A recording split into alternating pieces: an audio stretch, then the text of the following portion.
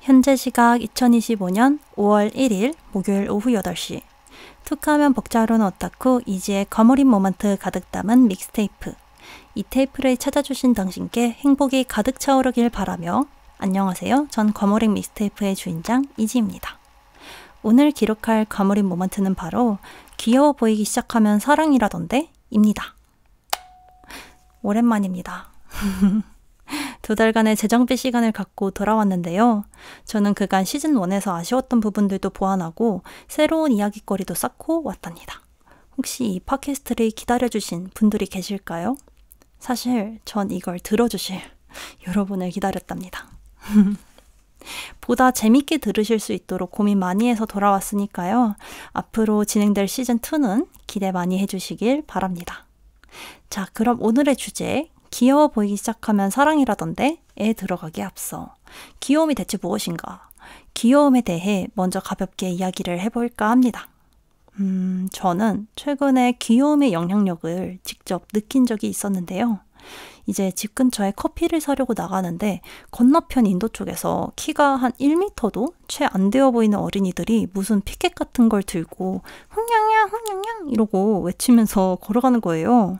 그래서 뭐지? 이러고 가까이 가서 보니까 지구를 지켜라 이러면서 어린이집 선생님들이랑 같이 조그마한 발걸음을 한 걸음씩 내딛고 있더라고요. 와, 그런데 그 아이들의 모습이 너무 귀여워서 지구를 진짜 지켜줘야겠더라고요. 평소엔 사회에 너무 찌든 나머지 늘 계산기를 머릿속에서 두들기면서 살았던 것 같은데 그 순수한 존재들의 귀여움을 보자마자 사고회로가 단순해지는 걸 느꼈답니다. TMI지만 그걸 보고 난 후로 저는 요즘엔 챗GPT 사용량 줄이기를 실천하고 있습니다. 알고리즘 형성에 전기 에너지 사용량이 엄청나다고 하더라고요. 아, 그리고 이 텀블러 사용은 늘 실천을 하고 있고요. 아무튼 아이들을 보면서 저가 어렸을 때도 생각이 났는데요. 요즘도 하는지는 모르겠는데 저는 학교에서 막 지구오염, 산불 예방, 아니면 우리가 꿈꾸는 미래사회 이런 사회적인 이슈를 주제로 그림 그리기 대회 같은 걸 늘 했던 것 같거든요. 그런데 그땐 이걸 왜 하지? 하는 의문이 늘 있었어요. 이게 반항심이라기보다는 진짜 순수한 궁금증이었는데 분명 우리보다 훨씬 그림도 잘 그리고 메시지도 잘 담아내는 그림을 전문직으로 하는 어른들이 있잖아요. 그런데 이 아직 덜 다듬어진 그림 실력을 갖춘 심지어 미술 쪽엔 전혀 관심도 없는 내가 그림이 도대체 무슨 영향력을 가질까 하는 의문이 있었거든요. 그런데 이번에 그 지구를 지켜라 하는 아이들을 보면서 그런 걸 왜 하는지 어른들의 관점에서 보니 조금은 알겠더라고요. 그 순수한 귀여움이 갖는 힘은 생각보다 대단한 것 같아요. 과장 좀 많이 보태서 이번에 제니님이 한 외국 토크쇼에서 어떤 과자를 언급하고 나서 그 과자 회사의 몸값이 엄청나게 올랐다고 하더라고요. 시가총액이 약 2,600억 원 정도 올랐다고 하던데 아이들의 순수함도 그 정도의 영향력이 있는 게 아닐까 하는 생각을 잠시 했답니다. 귀여움이란 대체 뭘까요? 이 생각지도 못하게 찾아오는 귀여움이라는 감정은 도대체 어떻게 찾아오게 되는 걸까요? 귀여움. 사전적 정의로는 모양이나 행동이 앙증맞고 곱살스러워 그 대상을 예쁘게 귀엽게 여김? 예쁘고 귀엽게 여김. 네? 예쁘고 정겹게 여김이라고 하는데요. 이미 그 여긴다는 단어 속에서 대상을 사랑스럽게 느끼는 감정이 담겨 있죠.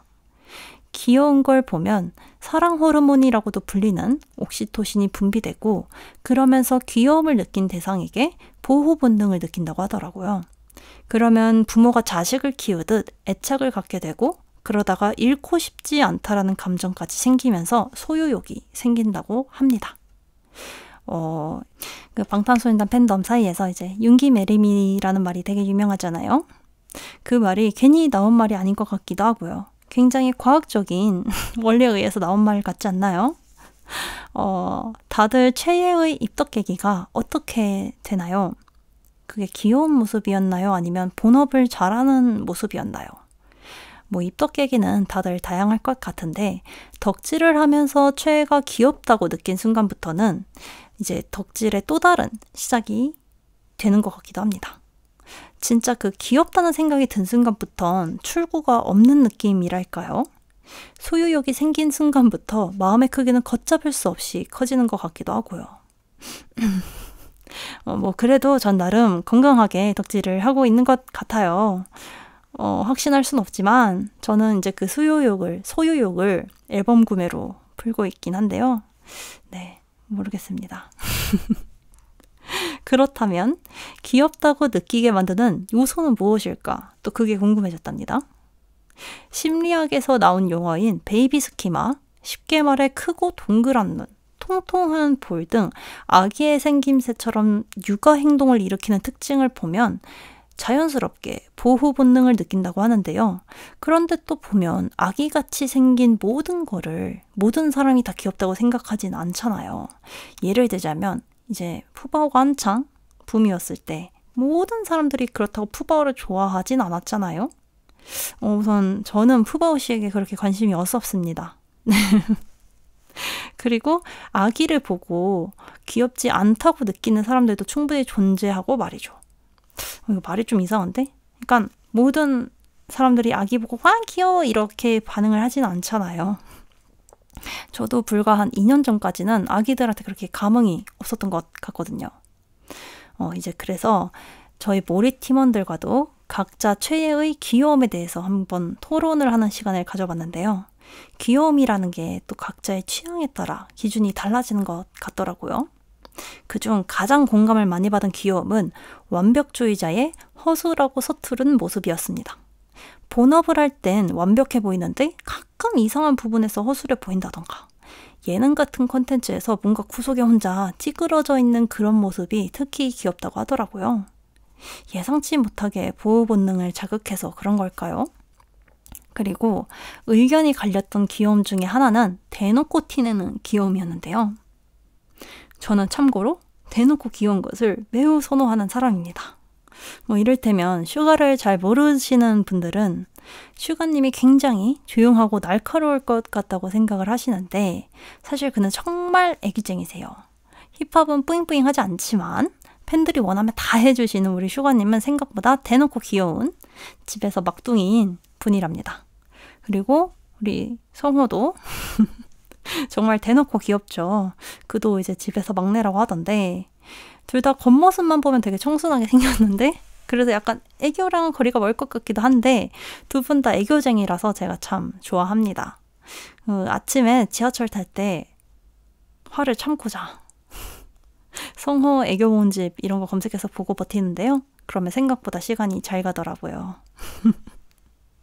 그런데 반대로 대놓고 티내는 귀여움이 조금 버겁다는 의견도 되게 많았어요. 뭔가 오히려 그 자꾸 애교를 시키니까 억지로 하긴 하는데 서툴고 부끄러워서 귀가 터질 듯이 붉어지는 그런 모습이 귀엽다라고 하더라고요.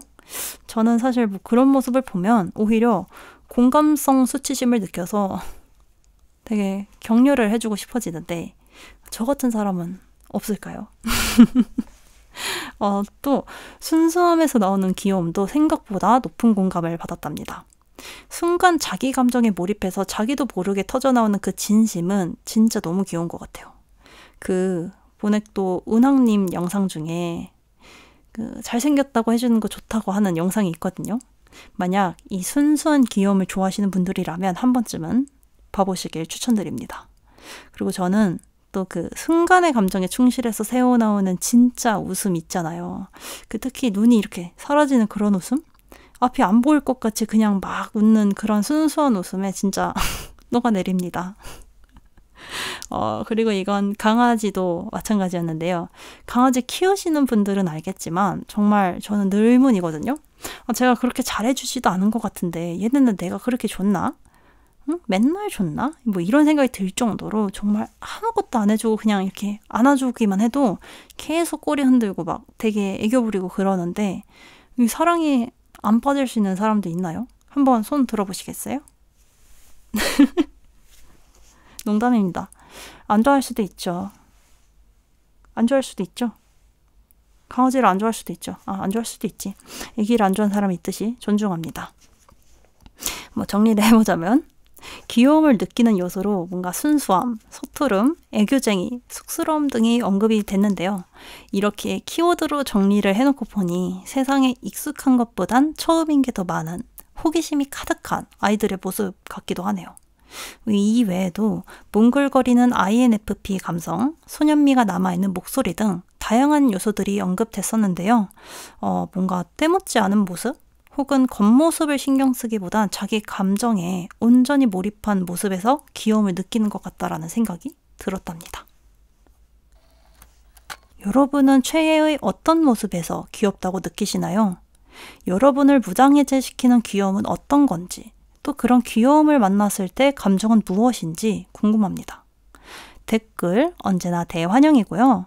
공개적인 방식이 부담스러우시다면 저와 대화할 수 있는 1대1 오픈 채팅방 링크를 통해 편하게 친구처럼 이야기해 주셔도 좋아요. 그럼 전해주신 이야기를 제가 소중하게 읽고 답글을 하나 슬쩍 남기고 가겠습니다. 그리고 작은 예고를 하나 하자면 시즌2부터는 이 믹스테이프에 함께 기록될 소중한 사연을 받아보려고 하는데요. 그런데 사실은 이 사연을 어떻게 받는 게 좋을지가 아직까지 고민이에요. 원래 사연도 되게 편하게 대화하듯이 채팅으로 받고 싶었는데 이게 여러모로 모두에게 불편한 방식일 것 같더라고요.